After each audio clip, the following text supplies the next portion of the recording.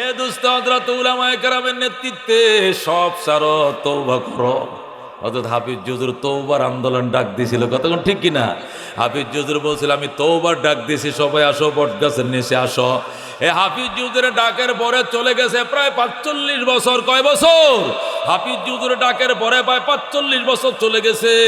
আবার কওমে উলামায়ে কেরাম এক হইয়া মামুনুল হক, ফয়জুল করিম, সমস্ত জমিয়ত, খেলাফত, মজলিস যা আছে সব একত্রিত হচ্ছে, ইসলামী আন্দোলন একত্রিত হচ্ছে।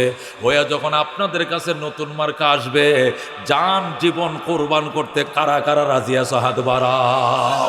লিল্লাহি তাকবীর। রাজি আছেন ইনশাআল্লাহ? ও মুসলমান, উলামায়ে কেরামের নেতৃত্বে থাকবা, উলামায়ে কেরামকে বিয়াই বানাইবা, তালই বানাইবা, পুত্রা বানাইবা, পরামর্শের সাথী বানাইবা। এরা পরশ পাথরের মতো তোমারও সোনা বানায় দিবে, কথা কোন ঠিক কিনা? জীবনে যদি কোনো মোনাজাত কবুল না হয়ে থাকে, খোদার কসম দিয়া বলি, কারি তৈয়ব সাহেবের ওই কথাটা মনে রাখবেন। দারুল উলুম দেওবন্দ মাদ্রাসার প্রিন্সিপাল ছিলেন 50 বছর। জোরে আল্লাহু আকবার। আল্লামা কারি তৈয়ব সাহেব দারুল দেওবন্দের 50 বছরের প্রিন্সিপাল ছিলেন। তিনি খুতবাতে হাকিমুল ইসলামের মধ্যে লেখেন, কয় যখন আফগানিস্তানের বাদশাহ সুলতান মাহমুদ গজনবী, আল্লাহু আকবার, কান্দাহার থেকে কাবুল যাচ্ছে। কান্দাহার হলো আমাদের চিটাগাং, আর কাবুল হলো আমাদের ঢাকা, মানে এক রাজধানীর থেকে আর এক রাজধানী যাইতেছে। কান্দাহার থেকে আল্লাহু আকবার সুলতান মাহমুদ গজনবী যখন কাবুলে যাচ্ছিল, কাবুলে যাওয়ার পথে তিনি ঘোড়া দেয়া যাচ্ছিলেন, উজির নাজির নিয়ে ঘোড়া দেয়া যাচ্ছিলেন। যাওয়ার পথে দেখলেন একটা ছেলে পৌরসভার লাইটের নিচে বইসা, রাস্তার কিনারে মাইজিয়াল দারা বাজারে যে লাইট জ্বলে, এই লাইটের নিচে বইসা আল্লাহর কোরআন পড়তেছে। যেরকম সুবহানাল্লাহ। সুলতান মাহমুদ গজনবী ঘোড়ার থেকে লাফতে নামছেন, মন্ত্রীরা সব ঘোড়ার থেকে নেমে গেছে। তখন তো রাজা বাদশারা ঘোড়া দিয়া চলতো। নাইমা সুলতান মাহমুদ ছেলেটাকে পাঁজা মারে বুকের সাথে ধরছে। বাজান, তোমার কি নাম? আমার নাম আব্দুর রহমান। তুমি এখানে কি করো? আল্লাহর কোরআন পড়ি। রাস্তার মধ্যে সরকারি পৌরসভার লাইটের নিচে কোরআন পড়ো, কারণটা কি? আমি ওই মাদ্রাসার ছাত্র, ওই যে দেখা যায়। আমি এতিম, আমার বাবা নাই, আমার আম্মা আছে মানুষের বাড়িতে কাজ করে, গরিবের সন্তান। আমার আব্বা নাই, হারিকেন কেনার ক্ষমতা আমার নাই। আমি সাথী ভাইয়ের হারিকেনের মধ্যে পড়ি। হারিকেন ছিলেন তো? সাথী ভাইয়ের হারিকেনের মধ্যে পড়ি। সাথী ভাই 10টা বাজে গেলে হারিকেন নিভায় ঘুমায় যায়। আমিও পড়তে পারি না, আমার মেধা কম। এই জন্য সকালবেলা হুজুরে আমারে মারে, 2 পৃষ্ঠা বিনা লোকমায় না শোনাইতে পারলে আমারে মারে। এই জন্য আমি করছি কি, এই সরকারি লাইটটা সারা রাত এমনি জ্বলতে থাকে, পৌরসভার লাইট। এই লাইটের নিচে আইসা কোরআন 12টা 1টা পর্যন্ত পড়ি। পইরা টোটস্থ করার পর এবার মাদ্রাসায় যাইয়া ফজরের আগে পৃষ্ঠা 2টা শোনায়া এরপরে আমি ঘুমাই। যেরকম সুবহানাল্লাহ। সুলতান মাহমুদ গজনবী রহমতুল্লাহ ডাক দেখো, আয় বাবা আয়, আমার ঘোড়ার উপরে তুই উঠ, তোরে আমি রাজধানীতে নিয়ে যাব। সুলতান মাহমুদ ছেলেটাকে ঘোড়ার উপরে উঠাইছে, কোরআন শরীফটা বুকে নিয়ে বসে রয়েছে। আঙ্কেল আমি যাবো না, তোরে দেরি করবো না আঙ্কেল, আমার পৃষ্ঠা শিখ হয়ে গেছে, শোনাবো, তোমাকে শোনানোর সুযোগ দেওয়া হবে, তুমি চলো। সুলতান মাহমুদ গজনবী তিনি ঘোড়ার উপরে ছেলেটাকে উঠাইয়া রাজধানীতে নিলেন, নিয়ে নিজের গদির মধ্যে বসাইলেন। বসায় বললেন, আজকের থেকে তুই আফগানিস্তানের বাদশাহ। আল্লাহু আকবার। আজকে থেকে তুই এই দেশের প্রেসিডেন্ট। বাচ্চাটা খুশি হয়ে কয়, আঙ্কেল আমার প্রেসিডেন্ট আমার কাছে দামি নয়, আল্লাহর কোরআনের হাফেজ হওয়া আমার কাছে বড় দামি। আমাকে মাদ্রাসায় দিয়ে আসেন। আপনি আনছেন কেন? আমাকে দিয়ে আসেন। সুলতান মাহমুদ গজনবী ছেলেটার কথা শুনে অবাক হয়ে গেছে। খাতা কলম নিয়ে ডাক দিয়া সুলতান মাহমুদ মাটিতে বইছে। ছেলেটাকে সিংহাসনে বসায় রেখে কয়, বাবা বলো, একটা হারিকেন কিনলে কয় টাকা লাগে? কয় 5 টাকা। 1 মাসে কেরাসিন লাগবে কত? কয় 5 টাকা। তোমার গায়ে শীতের পোশাক না একটা চাদর কিনলে কয় টাকা? কয় 5 টাকা। তেল সাবান লাগে মাসে কয় টাকা? 5 টাকা। তাহলে 4 5 20 টাকা। 20 রে 12 দ্বিগুণ দিলে 12 20 240 টাকা। তোমার বছরের খরচ 240 টাকা। যাও বাবা, 240 টাকা দিলাম। আল্লামা কারি তৈয়ব সাহেব রহমতুল্লাহ আলাইহি খুতবাতে হাকিমুল ইসলামের মধ্যে লেখে 240 টাকাটা ক্ষতির ভিতরে ঢুকাইছে। ক্ষতি চিনুননি? আগের দিনে কাপড় দেবানে তো মনে আছে, একটা ক্ষতির ভিতরে সরকারি যে ক্ষতি আছে, এই ক্ষতির ভিতরে 240 টাকা ঢুকাইয়া সুলতান মাহমুদ গজনবী এই ছেলেটা আব্দুর রহমান এতিম ছেলেটার কোমরের মধ্যে টাকাটা বান্ধা দিছে। বান্ধা দিয়া উজিরকে ডাইকে, উজির আয়, আমার প্রধানমন্ত্রী আয়, আব্দুর রহমানকে এক দৌড়ে ঘোড়া দিয়া মাদ্রাসায় পৌঁছায়া দিয়া। বলেন আল্লাহু আকবার। সুলতান মাহমুদ গজনবী রহমতুল্লাহ আলাই উজিরকে বললেন, ছেলেটাকে মাদ্রাসায় পৌঁছায় দিয়ে আইবা, ছেলেটার পড়া কমপ্লিট হয়ে গেছে, এখন যাইয়া পড়াটা শোনাবে। এই ছেলে পড়াটা শোনানোর পর দিন হবে যখন, বাজারে যাইবে একটা হারিকেন কিনবা, হারিকেনে তেল ঢুকাইবা, তেল সাবান কিনবা, রেহাল কিনবা, একটা শীতের জ্যাকেট কিনবা, একটা চাদর কিনবা। টাকাগুলো এক বছরে ফুরাবে না, যদি ফুরায় যায় যখন ফুরায় আসবা আবার তোমারে খরচ দিব। যতদিন কোরআনের হাফেজ না হইবা তোমার সমস্ত খরচ বহন করার দায়িত্ব আমি সুলতান মাহমুদের ব্যক্তিগত ফান্ডে হবে। জোরে আল্লাহু আকবার। ছেলেটা কাঁদতেছে, সুলতান মাহমুদ কে বাজান তুমি কান্দো কেন? হুজুর আমি আনন্দে কান্দি, 12 বছর বয়স আমার, আমি 30 পারা কোরআন প্রায় মুখস্থ করে ফেলাইছি, আর কয়েকদিন পরে সবক উঠে যাবে। 12 বছর পর্যন্ত আমার আনন্দ ছিল, আমি যদি একটা হারিকেনের মালিক হতে পারতাম, আমি যদি একটা সুইটারের মালিক হতে পারতাম, আমি যদি তেল সাবান কিনতে পারতাম। আমার বাবা নাই, অনেক বছর আগে আমার বাবা ইন্তেকাল করেছে, আপনি আমাকে ওই টাকাগুলো দিছেন, এই টাকা পাই আমি খুশি, আমি আনন্দের কারণে কাঁদতেছি। আল্লাহু আকবার। সুলতান মাহমুদ নিজেও কান্না শুরু করছে। এবার ছেলেটা জিজ্ঞাসা করে, আঙ্কেল আপনি তো এই দেশের প্রেসিডেন্ট, আপনি এই দেশের বাদশা, আপনি কান্দেন কেন? বাবা রে, 2টা জিনিসের কথা মনে হয়ে গেছে, এই জন্য কান্দি। কি 2টা জিনিস? আজকে 12 বছর পর্যন্ত নবীকে স্বপ্ন দেখার জন্য কান্দি, কিন্তু আল্লাহ নবীর স্বপ্ন দেখার ভাগ্য আমার হয় না।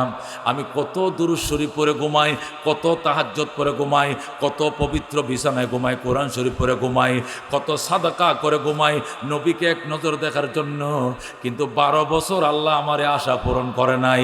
এইটা হলো আমার মনের প্রথম বেদনা। 2 নম্বর বেদনা, এই যে দুনিয়াতে চলি, কত মানুষ সামনে পড়ে, কিন্তু ভালো মানুষ দেখি না। ভালো মানুষ যদি পাইতাম জুতাটি সোজা করতাম, জুতাটি বহন করতাম। ছেলেটা ডাক দিয়া, আঙ্কেল আমি আজকে দোয়া করবো, ইনশাআল্লাহ আগামী কালকের ভিতরে দুনো আশা আল্লাহ পূরণ করে দিবে। জোরে কোন সুবহানাল্লাহ। সুলতান মাহমুদ ডাক দেখো, বাবা আল্লাহর হস্তে তোমার কাছে দোহাই লাগে, তোমার কাছে বাবা দোয়া চাই, তুমি দোয়া কইরো আল্লাহ যেন আমার 2টা মনের আশা পূরণ করে দেয়। সুলতান মাহমুদ এইগুলো বলে এরপরে কাঁদতে কাঁদতে ঘুমায় গেছে। ছেলেটাকে উজির নিয়ে মাদ্রাসায় পৌঁছে দিয়েছে। ছেলেটা মাদ্রাসা যাইয়া ওযু কইরা আগে পারা 2টা ফিসটা শুনাইছে, 2টা ফিসটা শুনাইয়া এরপরে 2 রাকাত নামাজ পড়ে কান্না শুরু করছে। আল্লাহ গো, ও গো রব্বুল আলামিন, আমার 12 বছরের 2টা আশা ছিল, একটা হারিকেন কিনবো আর একটা জ্যাকেট কিনবো। আমার আঙ্কেল দুটোটা আশাই পূরণ করছে। আল্লাহ আমার আঙ্কেলেরও 12 বছর পর্যন্ত 2টা আশা, একটা তোমার নবীকে স্বপ্ন দেখবে, আর একটা শ্রেষ্ঠ মানুষের সাথে মোলাকাত হবে। আল্লাহ আজকে রাতের ভিতরে দুটোটা আশা তুমি পূরণ করে দাও। জোরে কর আল্লাহু আকবার। এই ছেলেটা যখন, ও দুস্থ আহবাব শোনো, ছেলেটা যখন বৈশা মাদ্রাসায় 2 রাকাত নামাজ পড়ে মোনাজাত শুরু করছে, সাথে সাথে সুলতান মাহমুদ গজনবীর চোখটি লাগছে, ঘুমের ঘরে ছায়া দেখে রহমতুল্লিল আলামিনের সামনে দাঁড়ায় রইছে। সুলতান মাহমুদ গজনবী ঘুমের ঘরে দেখতেছে আল্লাহ নবী তার সামনে হাজির। জোরে কোন আল্লাহু আকবার। ও দুস্থ সুলতান মাহমুদ গজনবী লাফ দিয়ে উঠা নবীর সালাম জানায়, আসসালাতু ওয়াসসালামু আলাইকা ইয়া রাসূলুল্লাহ, আসসালাতু ওয়াসসালামু আলাইকা ইয়া হাবিবাল্লাহ। ও গো রহমতুল্লিল আলামিন, 12 বছর পর্যন্ত আপনাকে এক নজর দেখার জন্য আমি কত কান্নাকাটি করি গো, কিন্তু আল্লাহ আমাকে নবীরে দেখার ভাগ্য দেয় নাই। দীর্ঘ 12 বছর পর্যন্ত কান্দি আপনাকে দেখার জন্য, কি কারণে আপনি দেখা দিলেন না, আর আজকে রাত্রে কি কারণে দেখা দিলেন আমি আপনার থেকে জানতে চাই। নবী কোনো উত্তর দেয় না, নবী শুধু মুস্কি মুস্কি হাসে। সুলতান মাহমুদ কয়, হুজুর হাসেন কেন? আপনি কোন 12 বছর ধরে কান্দি দেখা দিলেন না, আজকে রাত্রে কেন দেখা দিছেন? নবী কয়, আমি বলবো না। আল্লাহ নবী কিছুই বলে না। সুলতান মাহমুদ ডাক দেখো, ঠিক আছে যদি উত্তর না দেন, একটা তো অর্জন করছি, আপনারা দেখছি, আমার ভাগ্যবত ভালো, আমি আপনারা দেখছি।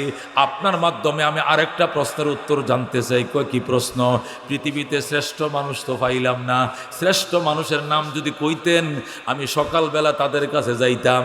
নবী ডাক দেয়া কয়, সুলতান মাহমুদ গজনবী, নিজের অনেক বড় পণ্ডিত মনে করো, আমি তো মনে করছিলাম তোমার জ্ঞান আছে অনেক, এখন দেখলাম তোমার কোনো জ্ঞান বলতে কিছু নাই।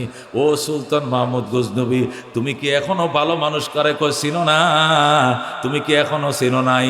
12 বছর পর্যন্ত কান্দ নবীরে স্বপ্ন দেখার জন্য, আমি নদী তুমি নবী তোমারে দেখা দেই না। আজকে একটা ভালো মানুষের জন্য হারিকেন কিনে দিছো, কেরোসিনের টাকা দিছো, সুইটার কেনার টাকা দিছো, এই ভালো মানুষটা যখন হাতটা বাড়াইছে আমি নবী মদিনায় টিকতে পারি না। আল্লাহু আকবার। এ সুলতান মাহমুদ গজনবী, তুই কি জানোস না আমি তো দুনিয়াতে বইলেই আসছি খাইরুকুম মান তাআল্লামাল কুরআনা ওয়া আল্লামা, তোমাদের মধ্যে ভালো মানুষ তো ওই মানুষ যে নিজে কোরআন পড়ে অন্যকে পড়ায়, যে নিজে কোরআন শিখে অন্যরে শিখায়, সেই তো সর্বশ্রেষ্ঠ। খাইরুকুম, তোমাদের মধ্যে সর্ব উত্তম ওই ব্যক্তি যে নিজে কোরআন পড়ে এবং অন্যকে শিখায়। কথা কোন ঠিক কিনা? এ সুলতান মাহমুদ গজনবী, তুই তো নিজেকে অনেক পণ্ডিত মনে করস, তুই কি হাদিস এটা জানোস না শ্রেষ্ঠ মানুষ ওই ব্যক্তি যে নিজে কোরআন পড়ে অন্যকে পড়ায়? এই সুলতান মাহমুদ গজনবী শোন, 12 বছর পর্যন্ত কান্দ আমাকে দেখার জন্য, আমি দেখা দেই নাই, কিন্তু কোরআনের পাখিটার জন্য যখন হারিকেন কিনে দিছ, ও দুস্থ, যখন কেরাসিন কিনার টাকা দিছ, সকালবেলা নাস্তার কয়টা পয়সা দিছ, আল্লাহ রাব্বুল আলামিন আমারে বলছে এই ছেলেটা যদি মোনাজাতে হাত বাড়ায়, নবী আপনি দেরি করবেন না, সুলতান মাহমুদকে দেখা দিয়া দেন। বলেন আল্লাহু আকবার। আল্লামা কারি তৈয়ব সাহেব, যিনি খুতবাতে হাকিমুল ইসলাম লেখছেন, দারুল উলুম দেওবন্দ মাদ্রাসার 50 বছর প্রিন্সিপাল ছিলেন, আল্লামা কারি তৈয়ব সাহেব রহমতুল্লাহ আলাইহি এই ঘটনা লেখার পর বলছেন, আমাদের আকাবের দেওবন্দের অভিজ্ঞতা থেকে বলছি, যারা এই কোরআনের পাখিদের খেদমত করবা, চাউল ডাইলের ব্যবস্থা করবা, খানা পিনার ব্যবস্থা করবা, তেল সাবানের ব্যবস্থা করবা, রেহাল কোরআনের ব্যবস্থা করবা, আর মনে মনে যদি নিয়ত থাকো এই উসিলায় নবীকে স্বপ্নযোগ্য দেখব, আল্লাহর কসম তুমি নবীরে স্বপ্ন না দেখে মরবা না, মরবা না, মরবা না। জোরে করে আল্লাহু আকবার। আজ থেকে 21 বছর আগে এই ঘটনা আমি খুতবাতে হাকিমুল ইসলামে পড়ার পর আমি চিন্তা করলাম, তাহলে একটা এতিম ছেলেরে খাওয়ানোর কি ব্যবস্থা করা যায়? এই করা যায়। পরে চিন্তা করলাম আমার বোর্ডিংয়ের খাবার যেটা আমি খাই বোর্ডিং থেকে, এটা আর খাইতাম না, এটা আমার বেতনে কাটে 2500, এটা আমি বাদ দিলাম। আমার বোর্ডিংয়ের খাবার একটা এতিম ছেলেরে দেওয়া শুরু করলাম। আর বললাম আল্লাহ তো আমার তৌফিক দিছে, ওয়াজ টোজ করে 2-4 পয়সা পাই, তখন তো ওয়াজও কম ছিল, নতুন নতুন বক্তা হইতেছে, আরও 21 বছর আগে। কইলাম যে এডি দেয়া চাউল কিনা বউ রকমের রান্দা খাওয়া, বোর্ডিংয়ের ভাতটা খাইতাম না। পরে শুরু করলাম এক একটা এতিম ছেলেকে, এই 27 বছরে 5-7টা বোধহয় আমার খানা খায় হাফেজ হয়ে গেছে। জোরে করে আল্লাহু আকবার। আমি প্রথম যখন খাওয়াইলাম যে ছেলেটাকে, ওই ছেলেটার নাম শাহ আলম। কি নাম? শাহ আলম। প্রথম তাকে আমার খাবারটা খেতে দিলাম, বললাম তুই খা, আমার বোর্ডিংয়ের খাবার আমি খাবো না, এটা তোরে দিলাম সদকায়ে জারিয়া। 6 মাস যাইতে না যাইতেই আমি স্বপ্ন দেখি আমি এক পাহাড়ের কাছে দাঁড়ায় রয়েছি, ওই পাশে উঁচা পাহাড়, আমি মনে হয় ঢালের মধ্যে দাঁড়াইছি। দাঁড়ায় দেখি এই পাহাড়ি ঢালের মধ্যে লাল মাটির মধ্যে মানুষে গম বাইন করছে। কি বাইন করছে? গম। গম যে হইছে করে ছাতাল বাইন্দে গম হইছে, এখন বাতাসে ফাঁক না গম যে ফালছে, কোনো কোনো জায়গায় গম খাড়াই রয়েছে, কোনো কোনো গমের শীষগুলো মাটিতে পড়ে গেছে, ধান যেরকম পড়ে যায় গম পড়ে না। এরপরে আমি এই গম ক্ষেতের মাঝে পাহাড়ের পাশে দাঁড়াই রইলাম, হঠাৎ করে দেখি ওই গম ক্ষেতের মাঝখানে খালি ফাঁকরির মাথা দেখা যায়। দৌড়ায় গেলাম, যায় দেখি ওলিয়া উলিয়াদের মেলা। যেরকম আল্লাহু আকবার। যায় দেখি হাসান বসরি, রাবিয়া বসরি, মালিক বিন দিনার, আব্দুল কাদের জিলানী, জুন্নুন মিসরি, যত আছে আল্লাহর উলিরা, আল্লাহ সব আল্লাহর উলি বসে রয়েছে, মাঝখানে আব্দুল কাদের জিলানী বসা। আল্লাহু আকবার। আমি সুবহানাল্লাহ সুবহানাল্লাহ কয়ে লাফালাফি করতেছি, আল্লাহ তুমি অত বড় নিয়ামত দিলা। আমি দেখলাম, আরে কি দেখাইছো, কি দেখাইছো? হেরা কয় বেটা হেন্দে যা দেখ, নবী বই রয়েছে ব্যাককলের করে, ব্যাককল। আমরা দেখে হাগল হয়েছ, পয়গম্বর বই রয়েছে ওই দিক দিয়া। এরপরে দৌড় দিলাম, আইসা দিয়ে আবু বকর, উমর, সাহাবায়ে কেরাম নবীকে গেরাও নিয়ে বইসা রইছে।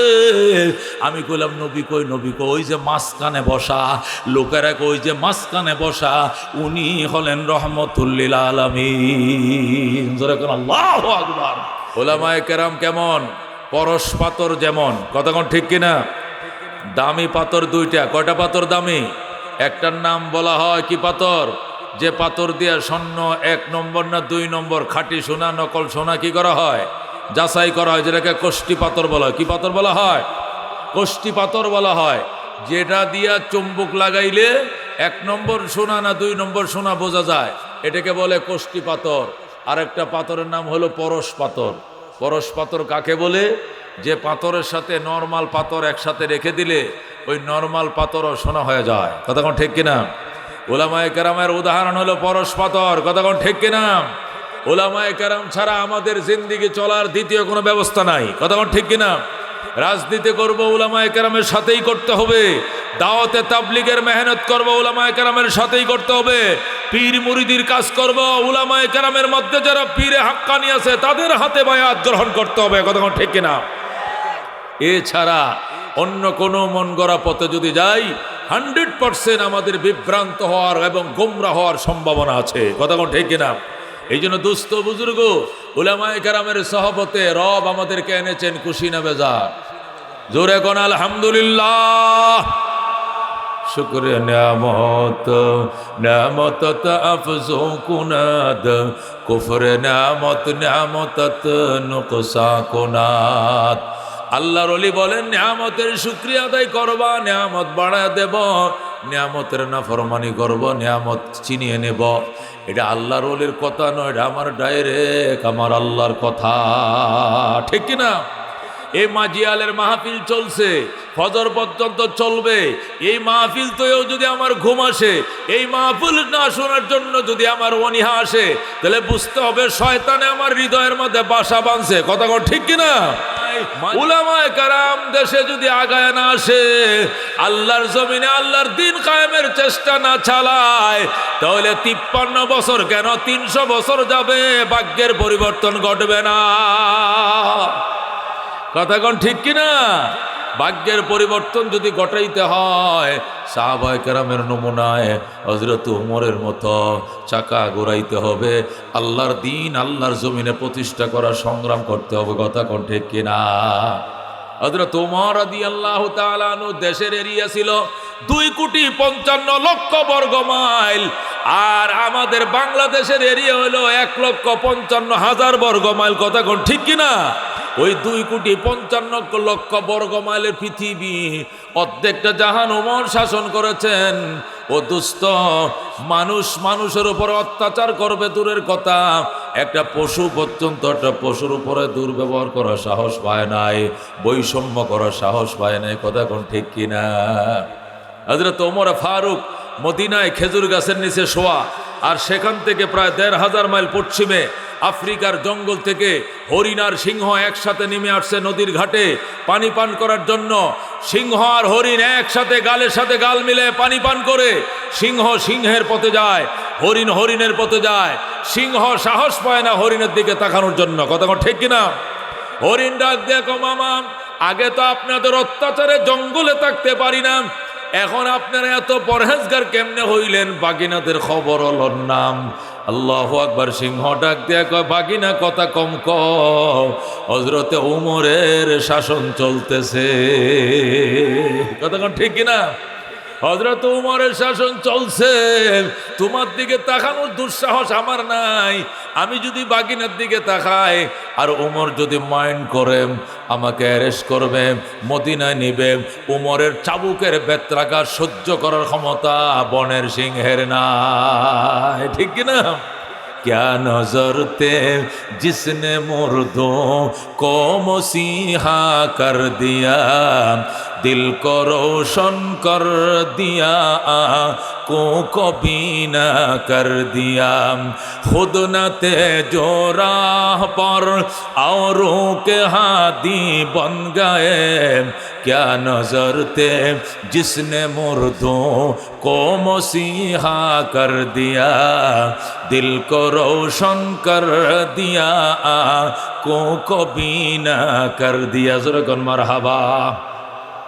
হযরত ওমর রাদিয়াল্লাহু তাআলা আনহু অর্ধেক জাহানের বাদশা, তিনি হুকুম করলেন, ওই জেরুজালেম কর্তৃপক্ষের কাছে চিঠি লিখছেন, জেরুজালেম কর্তৃপক্ষ আমি খলিফাতুল মুসলিমিন ওমর বলছি, আমার কি আসতে হবে নাকি জেরুজালেমের চাবিকাঠি আমার হাতে বোঝায় দিবা?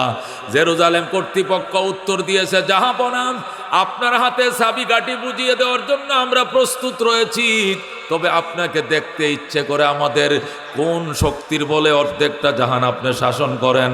আমাদের দেখতে মন চায়, আপনি একটু আসেন, জেরুজালেম বেড়ায় যান, আসতে দেরি হবে, ক্ষমতার চাবি বুঝা দিতে দেরি করব না। সুবহানাল্লাহ।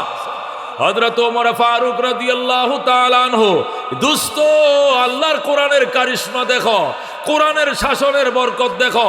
ওমর রাদিয়াল্লাহু তাআলা আনহু গোলামকে বললেন, গোলাম, উট রেডি করো, গদি বসাও। গদি বসাইছে, উট রেডি করছে। হযরত ওমর রওনা করছে। 3 মাইল ওমর বইসা রইছে, গোলাম লাগাম ধরে টানে। এরপরে 3 মাইল যাওয়ার পর এবার গোলামকে ওমর ডাক দেয়া কয়, তুই নাইমে আয়, এখন থেকে অর্ধেক জাহানের বাদশা ওমর লাগাম ধরে টানবে। জোরে কও আল্লাহু আকবার। হযরত ওমর নেমে আইছে, উটের লাগাম ধরে টানে, আর গোলাম বইসে দোয়া ইউনুস পড়ে, লা ইলাহা ইল্লা আনতা সুবহানাকা ইন্নী কুনতু মিনাজ জালিমিন। ওমর কয়, তুই মুসিবতের কালমা ফরজ কেন? এখানে কোন বিপদ আইছে? কও হুজুর, আসমান ভাঙ্গিয়া পড়ে নাকি ঠাডা পড়ে আমি জানি না, ওমর লাগাম ধরে টানে, আর আমি গোলামের ফুত গোলাম উটের পিঠে বইসে রইছি, আমার রেহাই নাই, আসমান ভাঙ্গিয়া পড়বো মাথায়। জোরে কোন আল্লাহু আকবার। হযরত ওমর ডাক দেয়া কয়, না না গোলাম, দোয়া ইউনুস পড়ার দরকার নাই, কালিমা তাওহীদ বেশি বেশি পড়। ওমর ডাক দেয়া কয়, গোলাম, তোর কবরে তুই যাবি, আমার কবরে আমি যাব। তোর কবরে আমি যাব না, আমার কবরে তুই যাবি না।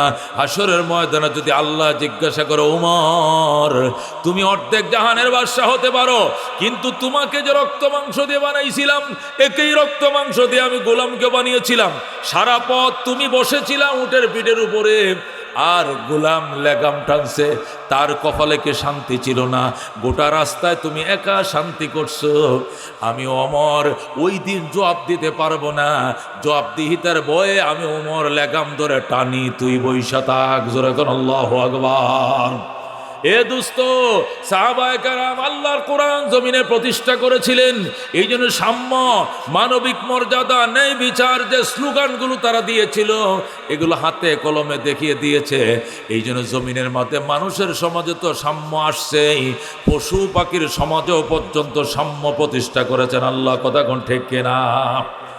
আজ থেকে 53 বছর আগে বাংলাদেশ স্বাধীন হয়েছিল বৈষম্য বিরোধী আন্দোলনের কারণে। কথা কোন ঠিক কিনা? বৈষম্য ছিল। বাংলাদেশের চট্টগ্রামে কাগজ তৈরি হয় কর্ণফুলী পেপার মিলে, এই কাগজ বাংলাদেশে বিক্রি হয় 3 টাকা দিস্তা, আর পশ্চিম পাকিস্তানে বিক্রি হয় 8 আনা দিস্তা। বাংলাদেশের বাঁশকালীতে লবণ তৈরি হয়, বাঁশকালীতে বাংলাদেশে, এই লবণ 69-70 সনে বাংলাদেশে বিক্রি হয় 6 টাকা কেজি। কয় টাকা কেজি? আর এই লবণ পশ্চিম পাকিস্তানে জাহাজে করে নে বিক্রি করে 1.5 টাকা কেজি, 1 টাকা বেশি। এইভাবে যখন বৈষম্য শুরু হলো, তখন আন্দোলনের দানা বাঁধা শুরু করলো। সারা দেশের মানুষ আন্দোলনে ফুসকে উঠলো, আর গান গাইতে শুরু করলো, বৈষম্য দূর করব বলেই মোরা যুদ্ধ করি, সাম্য প্রতিষ্ঠা করব বলেই মোরা যুদ্ধ করি, ন্যায় বিচার প্রতিষ্ঠা করব বলেই মোরা যুদ্ধ করি, একটি জানকে, জীবনকে বাঁচানোর জন্য মোরা যুদ্ধ করি, একটি ফুলকে বাঁচাবো বলে মোরা যুদ্ধ করি। কথা ঠিক কিনা? গান শুরু হয়ে গেল। এই গান শুরু হয়েছে 26শে মার্চ, গান শেষ হলে 16 ডিসেম্বর। টানা 9 মাস রক্তকয়ী সংগ্রাম হয়েছে। 1-2 ফোঁটা রক্ত নয়, রক্তের সাগর বয়ে দিয়েছে। কথা কোন ঠিক কিনা? 1 সাগর রক্তের বিনিময়, 30 লক্ষ প্রাণের বিনিময়, 30 লক্ষ বাঙালি জীবন দিয়েছে, 2 লক্ষ মা বোনেরা সম্ভ্রম ইজ্জত হারাইছে। এরপরে দেশ স্বাধীন হয়েছে, 30 লক্ষ প্রাণের বিনিময়, 1 সাগর রক্তের বিনিময়। বাংলাদেশ স্বাধীন হওয়ার পরে গেছে 53 বছর। নৌকা দিয়া সাজাইছো দেশ, লাঙ্গল দিয়া সাজাইছো দেশ, দাম দিয়া সাজাইছো দেশ, সাম্যের মদ্দিনাস্য দেখি নাই। আরো 300 বছর গেলেও কিয়ামতের ফজর হয়ে যাবে, সাম্য কোনোদিন দেখবা না। যেভাবে চলতেছে এখনো, আমি এখন পূর্বতলার থেকে আইছি, পূর্বতলার থেকে যখন বৌলা উঠছি, আইসা রাস্তার মধ্যে মোটরসাইকেল দাঁড়াইছে, রাত বাজে 11টা, আমার সামনে দাঁড়ায় কই গেছেন, কে আপনি, কই যান? আমি তো বুদ্ধি না নামলে তুই তো না। নাইমে যখন চাদর ডাকাও দেখেছে, কি বলতে চান আপনি? মুফতি অলিউল্লাহ আমি গত 27 তারিখ বালিয়ার মাঠে বয়ান করে গেছি, এখন মাইজিয়ালের মাঠে যাইতেছি। ও না, গাড়িটা সাপ দিছে তো এই জন্য চাইছিলাম। আমি সাপ দেয় নাই, তোমরা সাপ দিয়ে গাড়িটা এই ময়দানে ভিড়াইয়া চাইছিলে মোবাইল টাকা নিয়ে দেওয়ার জন্য। বুকের ফাটা সাহস থাকলে আয় বেটা সামনে আয়। পরে কয় না হুজুর চিনতে পারি নাই। এই শুরু হয়ে গেছে দেশে, কথা কোন ঠিক কিনা? বালিয়া মাদ্রাসার মোনাজাত, আজকে তো মোনাজাত শান্তিতে করতে পারছি, চোখের পানি ছেড়ে কাঁদছি। বালিয়া মোনাজাতটা পর্যন্ত করতে দেয় না জালেমের গোষ্ঠী, কথা কোন ঠিক কিনা? মহতারাম হাজিরিন, এই জন্য আমি তো প্রায় সময় বলি দুস্থ 53 বছর কেন, আরো 300 বছর যদি যায়, এরা নামবে ওরা উঠবে, ওরা নামবে ওরা উঠবে। এইটাই যদি হয় কিয়ামতের সকাল হয়ে যাবে, ভাগ্যের পরিবর্তন ঘটবে না। ভাগ্যের পরিবর্তন ঘটাইতে হলে কোরআন লাগবে, কতক্ষণ ঠিক কিনা? হযরত ওমরের মতো আল্লাহর কোরআন প্রতিষ্ঠা যদি করতে পারো তাহলে শান্তি হবে। আল্লাহ কো সিবগাতাল্লাহ সিবগাতাল্লাহ ওয়া মান আহসানু মিনাল্লাহি সিবগা ওয়া নাহনু লাহু আবিদুন। বলেন আল্লাহু আকবার। আল্লাহ কয় নৌকা দিয়া সাজাইছো সাজে নাই দেশ, ধান দিয়া সাজাইছো সাজে নাই, লাঙ্গল দিয়া সাজাইছো রং ওঠে নাই। সিবগাতাল্লাহ, আমি আল্লাহ রঙে রঙ্গাও, আমার কোরআন দিয়া সাজাও, এত সুন্দর কালার জগতে পাইবা না। কথা ঠিক কিনা? আল্লাহ কো সিবগাতাল্লাহ ওয়া মান আহসানু মিনাল্লাহি সিবগা, আমি আল্লাহ রঙে রঙিন করো বাংলাদেশ, এত সুন্দর রং আর জগতে পাইবা না। কথা কোন ঠিক কিনা? আল্লাহর কোরআন দিয়া সাজাও।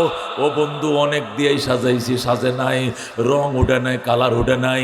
আল্লাহর কোরআন দিয়া সাজাও, এত সুন্দর কালার। আল্লাহর কোরআনের মধ্যে বৈষম্য নাই, কথা কোন ঠিক কি নাই? আল্লাহর কোরআনের ভিতরে আয়নাগর নাই, কথা কোন ঠিক কিনা?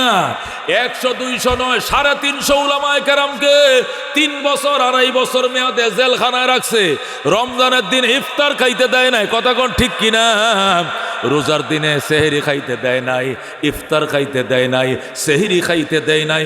উলামায়ে কেরাম যদি সেহরি খাইছে তাহলে ইফতার খাইতে দেয় নাই, তারাবি পড়তে দেয় নাই, আয়না করে রাখছে। কোথায় রাত কোথায় দিন বোঝার সুযোগ ছিল না, কথা কোন ঠিক কিনা? উলামায়ে কেরাম কেমন কঠিন শাস্তি দিয়েছে। যারা বালেগ হওয়ার পরে জীবনে হাঁটুর উপরে কাপড় উঠায় নাই, এই সমস্ত উলামায়ে কেরামকে উলঙ্গ করে ছবি তুলছে। যেরকম নাউজুবিল্লাহ।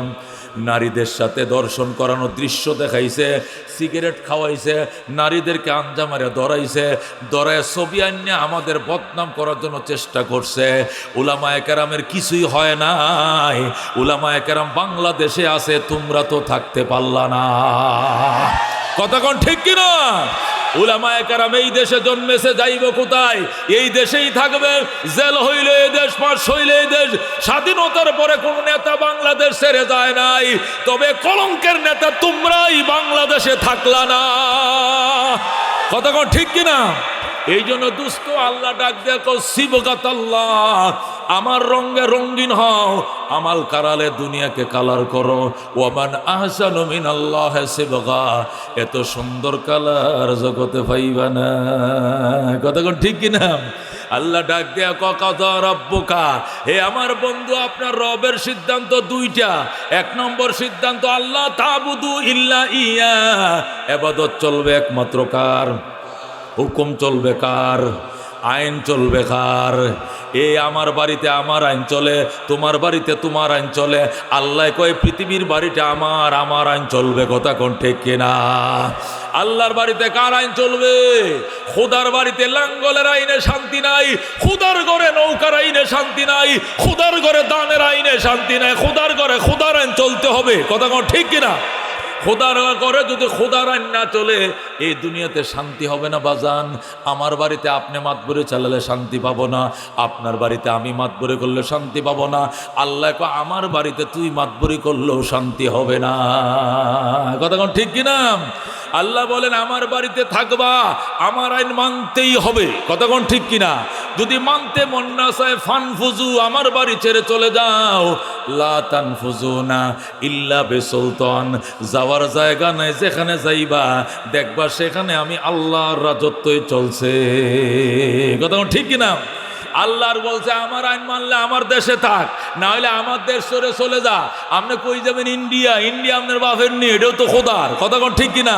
যাইবেন জাপান, জাপান কার? আপনার শ্বশুরের না আল্লাহর? এটাও আল্লাহর। যাইবেন সাঁতের দেশে, সাঁতের দেশ আপনার নয়, এটাও আল্লাহর। যাইবেন সাগরে, সাগর কার? সাগর কার? শামস কমর সুরখে জমি আঞ্জুম আখতর, দোস্ত জিবল ওয়াদি ও সহরা ও সমন্দর, মোরা মালক দামোদর তৈর কবুতর, শাম সেহর জুলমত জু আহমর আসফর, গুলজার গুলো বুর্গ সজর কিসনে বানায়া, গুলজার গুলো বুর্গ সজর किसने बनाया, तालिब मायूसी का हो है सब जिसने बनाया, तालिब मायूसी का हो है सब जिसने बनाया। जोरे कोन मारहाबा। এই জন্য দোস্ত, আল্লাহর বাড়িতে আল্লাহর আইন চলবে। আল্লাহর আইন যদি মানতে না চাও, আল্লাহকে আমার বাড়িতে থাইকো না। তোমার কি শরম নাই? আমার বাড়িতে থাকবা, তোমার আইন কেন চলবে? আমার বাড়িতে আমি আল্লাহর আইন চলতে হবে। কথা কোন ঠিক কিনা? আল্লাহর বাড়িতে কান চল, কার আইন চলবে? আল্লাহু রব্বুনা মুহাম্মদ নাবিয়ুনা নাহনু মুতিয়ুহুমা নাহনু কুল্লুন হিজবুল্লাহ লা নাখাফু ইল্লাল্লাহ ওয়াতাসিম বিহাবলিল্লাহ মুজাহিদ ফি দীনিল্লাহ আল জিহাদ সাবিলুনা নুকিমু ফি দীনিল্লাহ লা ইলাহা ইল্লাল্লাহ নুকিমু ফি দীনিল্লাহ লা ইলাহা ইল্লাল্লাহ লাইসাল মুলকু লিজ-জালিম ওয়ালাল মুলকু লিল খায়েন লা নাখাফু আমেরিকা ওয়ালা নাখাফু রাশিয়া এলাউদ্দিন কসদুনা আল্লাহু রাব্বুনা মুহাম্মদ নাবিয়ুনা নাহনু মুতিয়ুহুমা নাহনু কুল্লুন হিজবুল্লাহ লা নাখাফু ইল্লাল্লাহ ওয়াতাসিম বিহাবলিল্লাহ মুজাহিদ ফি দীনিল্লাহ আল জিহাদ সাবিলুনা আল জিহাদ সাবিলুনা। নারে তাকবীর। रज़ीना क़िस्मतल जब्बार फ़ीना लना इल्मुन वलिल आदाए मालो फ़इन्नल मा ला यफ़ना अन क़रीबिन व इन्नल इल्म यबक़ा ला यज़ालु लक़द ज़ानल बिलाद व मन अलैहा इमामुल मुस्लिमीन अबू हनीफा फमा फिल मशरिकीन लहू नज़ीरू वला फिल मग़रिबीन वला बिकुफा। ज़ोरे कोन मारहाबा। এ দোস্ত, আল্লাহর হাবিবকে কারা কারা স্বপ্ন দেখতেছে? হাত বাড়াও, লিল্লাহ তাকবীর। আল্লাহ নবীর যদি কেউ স্বপ্ন দেখে, শাফাত ওয়াজিব হয়ে যাবে। শাফাত যদি ওয়াজিব হয়, ডাইরেক্ট জান্নাতি। জোরে কোন আল্লাহু আকবার। ইয়া আল্লাহ, তোমার নবীর একবার দেখার ভাগ্য দাও। জোরে কোন আমিন। তোমার নবীকে একবার স্বপ্ন দেখার তৌফিক দাও। জোরে কোন আমিন। এই যদি জীবনের স্বপ্ন হয়, হাত